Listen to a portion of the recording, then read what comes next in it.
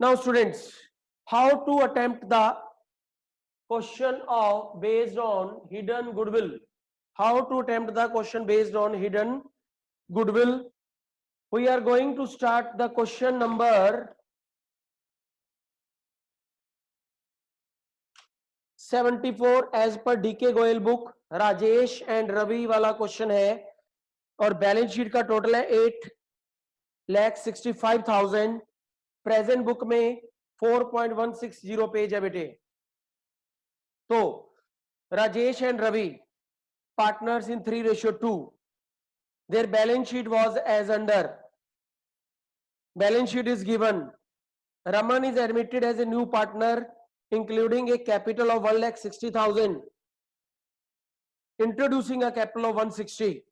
Their new ratio will be 5:3:2. मतलब इस question में ओल्ड रेशियो भी दिया है, न्यू भी दिया है। ओल्ड माइनस न्यू कर देंगे, वर्किंग नोट में जाकर के ओल्ड माइनस न्यू कर देंगे और इस क्वेश्चन में सैक्रिफाइस आ रहा है 1:1 और ये वर्किंग नोट में करेंगे। Raman is unable to bring any cash for goodwill. Raman goodwill के लिए कुछ भी नहीं लेके आ रहा। So it is decided to value the goodwill on the basis of Raman share in the profit and the capital contributed by him. तो ये लाइन बता रही है कि गुडविल है, गुडविल क्या है, हिडन है, क्योंकि उसने क्या बोला है क्लियर कट कि गुडविल की वैल्यू रमन की कैपिटल के हिसाब से निकाल लो।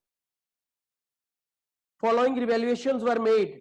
Stock depreciate by 5%, provision for doubtful debts 5,000, furniture depreciate 10%, building valued at 4 lakh. Laser बनाने हैं, लेजर मींस रिवैल्यूएशन और कैपिटल अकाउंट लेजर है, ठीक है। आपके इस चैप्टर्स में ज्यादा से ज्यादा कैश अकाउंट अगर मांगा हो तो बना दो, अदरवाइज रिवैल्यूएशन और capital account, then balance sheet, ठीक है। तो first of all students I am going to prepare balance sheet. चलो कैमरा घुमा दिए करना था यूट्यूब पे pending revaluation account. How to properly presented the question. आज मैं आपको वो फॉर्मेट भी बता रहा हूं। Debit credit particular amount how to properly presented it. देखिए स्टॉक डेप्रिशिएट बाय 5%, 150 का 5%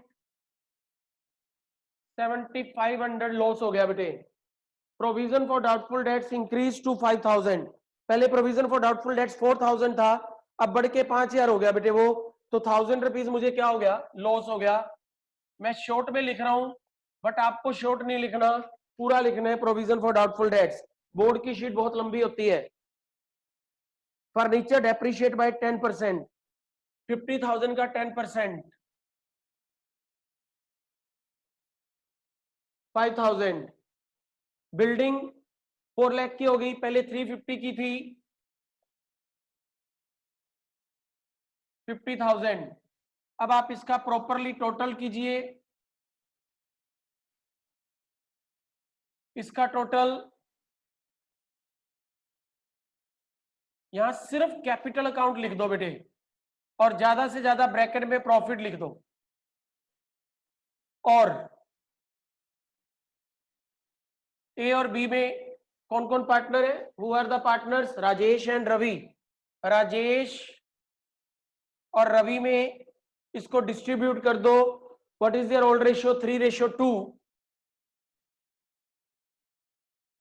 36,500 आ रहा है बेटे प्रॉफिट, हमने इसको डिस्ट्रीब्यूट कर दिया है, ठीक है।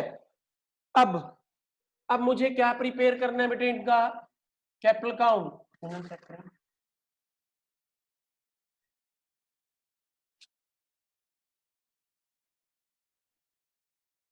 राजेश, रवि, रमन, राजेश, रवि, रमन।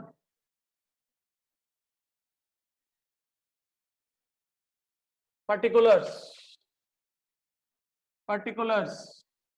डेबिट क्रेडिट, ठीक है students. First of all balance BD पूरा लिखना है, balance BD brought forward 290 150। Is there anything in balance sheet which is to be distributed in partners. को रिजर्व प्रॉफिट, अगर कोई रिजर्व प्रॉफिट होते तो यहां हम पार्टनर्स में क्या कर देते, डिस्ट्रीब्यूट कर देते, बट रिजर्व और प्रॉफिट है नहीं, इसलिए डिस्ट्रीब्यूट करने की कोई क्वेश्चन अराइज नहीं होता है। तो हम कैपिटल अकाउंट के ना सेकंड स्टेप पर आ जाएंगे अब। What is the second step of making capital account? New partner को डील करना। What is the new partners capital बच्चों? न्यू पार्टनर ब्रिंग 1,60,000 और गुडविल तो इस क्वेश्चन में भी है ही नहीं है। और थर्ड स्टेप आ जाएगा रिवैल्यूएशन का प्रॉफिट। रिवैल्यूएशन का profit I will recalculate it, ठीक है, 15,600। No, this calculation is wrong, I will recalculate it,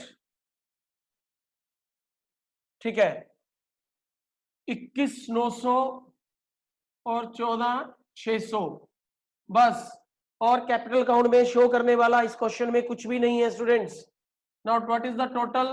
3,11,900, 164,600, 160। अब मैं इसका इधर बैलेंस सीडी निकाल दूंगा students.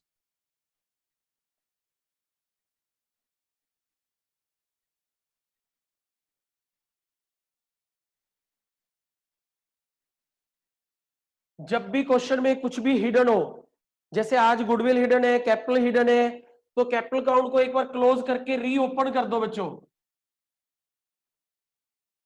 Balance BD, capital account को क्लोज करके मैं रीओपन कर रहा हूं। ये लो मैंने रीओपन कर दिया।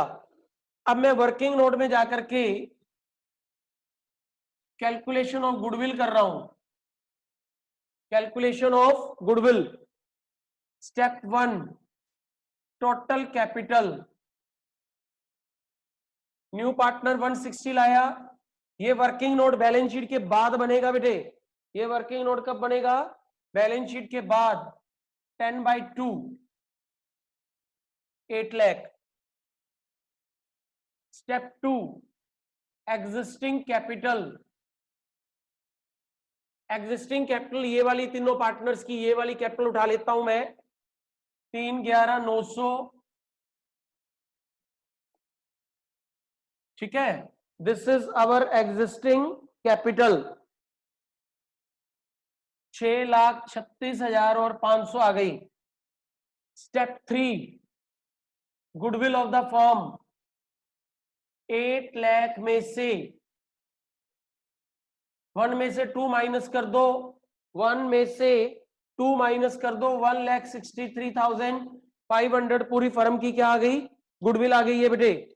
और इस पूरी फर्म की गुडविल में मैं न्यू पार्टनर का शेयर निकाल लूंगा, रमन्स share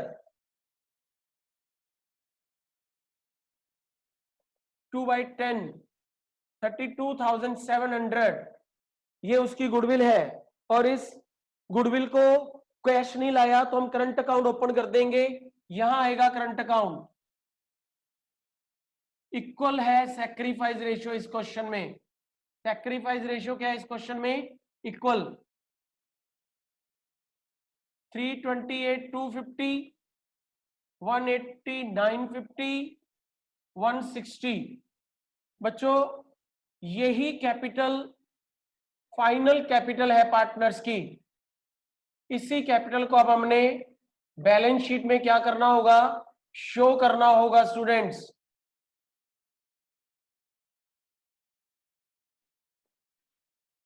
this is the final capital.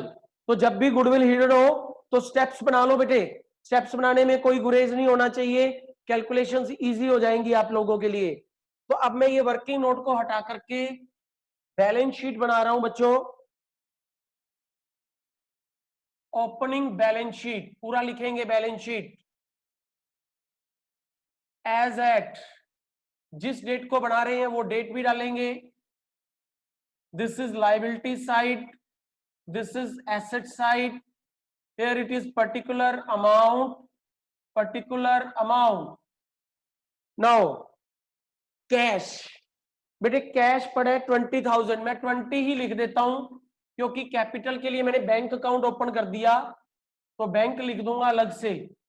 अगर कैश ओपन करता तो कैश में ऐड कर देता उस कैश को मैं। क्योंकि स्टॉक रिड्यूस हो गया है तो 140 to 500 आएगा। प्रीपेड इंश्योरेंस अनचेंज रहा है। Debtors 94 minus 5 provision. Machinery is 190। Building देखिए दिख रहा है 4 lakh. Furniture, is there any reduction in furniture? Yes. और एक करंट अकाउंट का बैलेंस आएगा, यहां लिख रहा हूं, जो वो गुडविल कैश नहीं लाया, 32,700 करंट अकाउंट का बैलेंस। अब एंड में इसका टोटल लगा देना। टोटल अब इधर लायबिलिटी साइड पे आ जाएंगे अपन। Creditor 385 unchanged. Outstanding liability 40,000 unchanged. कोई भी न्यू लायबिलिटी अराइज नहीं हुई है। कैपिटल तीनों पार्टनर्स की, राजेश, रवि, रमन, विच कैपिटल, ये वाली कैपिटल उठा करके यहां पे लिख दो। दोनों साइड्स का टोटल स्टूडेंट्स क्या हो जाएगा? इक्वल हो जाएगा। This is how to attempt the question based on hidden goodwill students.